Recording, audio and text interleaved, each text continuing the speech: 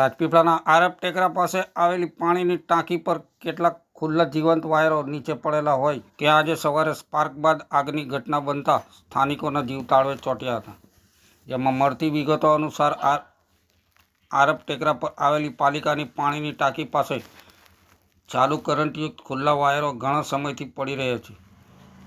ત્યાં રમતા બાળકો માટે તે જીવલેણ સાબિત થઈ શકે તેમ હોવાથી સ્થાનિકોએ વીજ કંપનીમાં આ મુદ્દે રજૂઆત કરવા છતાં કોઈ ધ્યાન નહીં આપતા આ વાયરોમાં આજે સવારે સ્પાર્ક થયા બાદ વાયર સળગતા લોકોમાં ભય ફેલાયો હતો અને તેમના બાળકો ત્યાં દરરોજ રમતા હોય તેમના માથે જોખમ જણાતા સ્થાનિકો વીજ કંપનીની લૂલી કામગીરી પર નારાજ જોવા મળ્યા હતા।